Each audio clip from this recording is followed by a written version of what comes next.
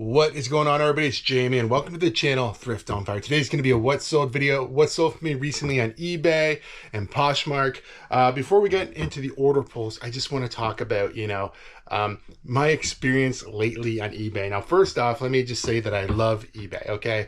eBay has allowed me to leave my full-time employment to sell online full-time. It's my #1 selling platform. Poshmark is great.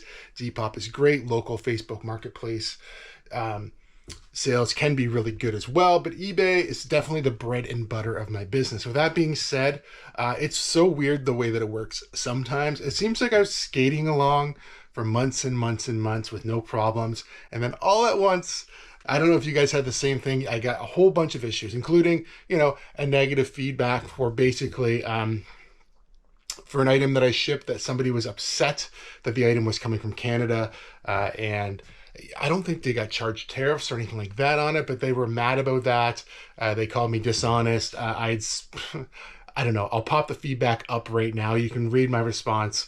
I'd sent this person multiple pictures of what they asked for, sent them links to what they asked for. They were mad that I was from Canada. That was the issue. I did speak to eBay. They originally said they could help me remove it, and then I got denied a request. So bad feedback. I've had multiple cancellations where somebody's bought something and canceled, sometimes for legitimate reasons, sometimes just to be annoying because, I found a better price or this, that, or whatever, or try to barter a new price after it's been purchased, stuff like that. I've also had more returns open in the last little bit as well, including a pair of Crocs that I sent to somebody who they said they wore for a couple times and broke. Now they're returning them. Normally I would just refund something like that as well. In this case, I'm going to get them to return them and try to use the eBay seller protection. I don't know if I can get it to work out for me.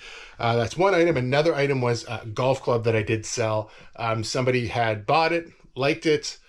First going back to the Crocs, on the Crocs, I received positive feedback and the person was very happy about them until they broke. Okay, next, a golf club. This golf club, it's a pretty annoying one. That one is part of the $5,000 to $5,000 flip challenge. For now, it'll stay in the challenge as a sale because I haven't done anything with it yet. I'm going to try to get that club back, and same thing, try to use my seller protection. Shipping on the club, though, is a lot harder than shoes to get back. And because it is international, I can't use eBay as a return label. But this club, the return was really weird. So they sent me a picture of the head no longer attached to the shaft, which is essentially what you'd expect on a broken club. But they also said all the things that they didn't do to break it, which I thought was ridiculous. They're like, I didn't drive this into the ground. I didn't flex the club. I didn't do this. I didn't do that. Must have just been defective. I'm willing to keep the club, the guy says, just so that I don't have to return it and make things easier for you. I don't know. That to me sounded fishy. Same thing when I contacted eBay. They said, yeah, that seems kind of weird, but you still need to get the club returned so you can inspect it. I can see it's broken in the photos, and then maybe seller protection will cover me. But it's so crazy. I had months and months and months with no issues whatsoever. Sales were great. Now sales are down, and the problems are piling up. But that's just sort of sometimes how it goes on eBay. Let me know if you've had similar experiences. It's sort of when it rains, it pours. Right now I'm drowning on eBay, but I know I'll come out on the other side, so I'm not too worried about it. But wanted to share that before we got into the order pulls here. But let's pull some orders. Pull around an order starting with eBay. Scott Lotson card here. This did come from the $3,000 card buy. Hopefully we start seeing more of these cards. There's a lot of this type of value, $10, $15, $20, $30 cards in here, and they're going to take a while to sell. But that's okay. $15 for this one. Happy to get this guy out of here. Next, $15 USD for this as well. It's supposed to be in the eBay bin, eBay one bin right here. It is a Justin Bieber collab Tim Biebs shirt, size large, made in Mexico. Put that little tag in there so I didn't have to wonder where it was made. And I'm trying to do that for the most part. Not always, but if I can. I've got a bunch of pre-made stickers, so 15 bucks for that. These things never sell for a lot of money, but they always sell. And if you can pick them out of the Goodwill bins for not very much money, still makes sense for me. Y2K Toronto Blue Jays t-shirt, clothing too. I've had this one a really long time. I've had it listed online. I took it to my booth in Delhi. It just would not sell. I listed it back online much lower, got a lowball offer Canada Day actually on this one for $12.50 USD plus shipping. It is staying in Canada. I'm probably still making a few bucks on that, but not a lot. Let's get this back.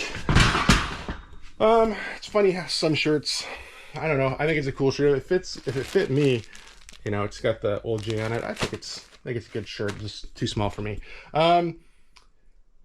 Crosby jersey. You guys just seen me pick this up. This rack has still got all the stuff from the $500 clothing buy.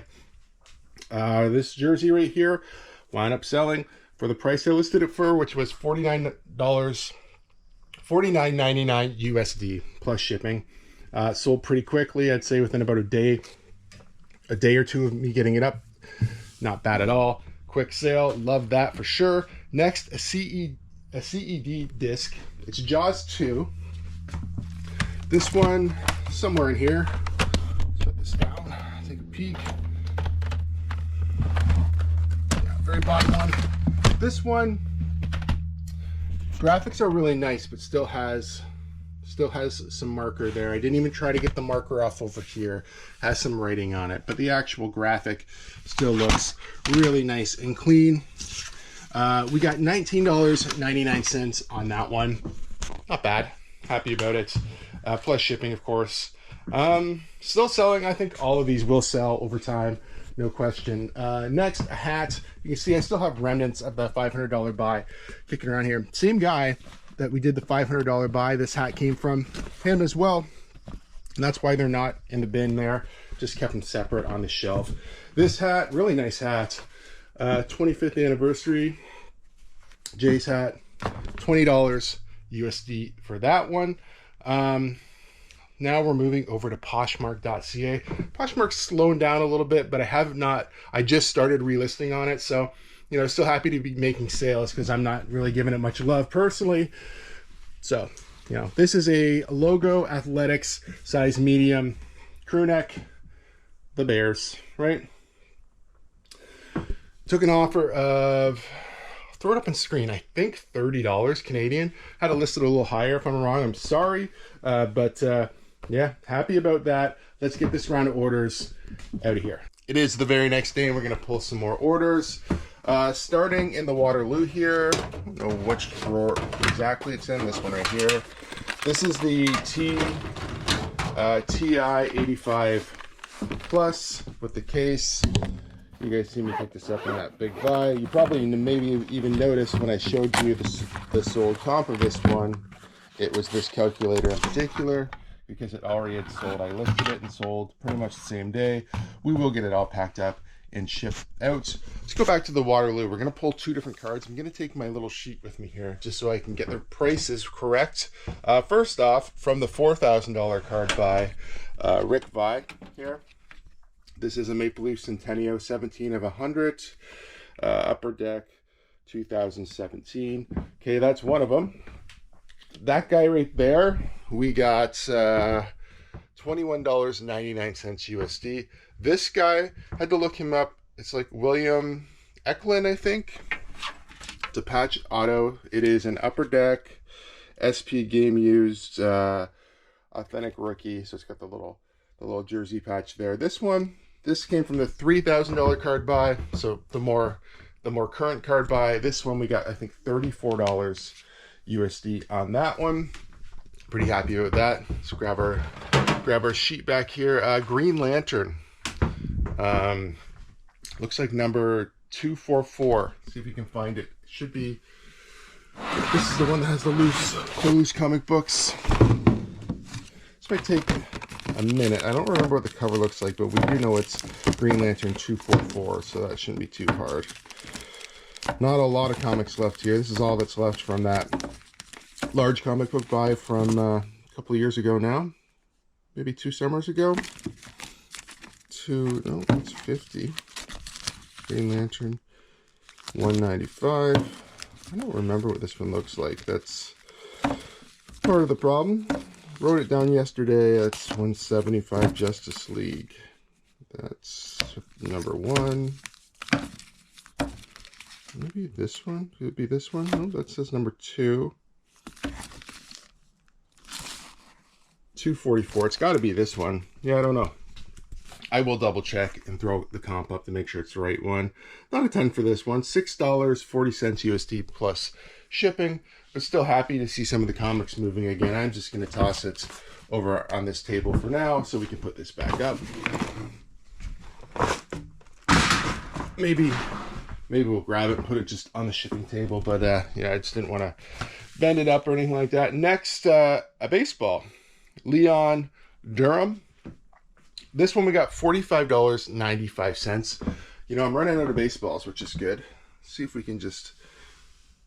I feel like it might be this. I'm just trying to see from the signature. Yeah, it's this one right here. 2-time All-Star, 1982 Silver Slugger winner.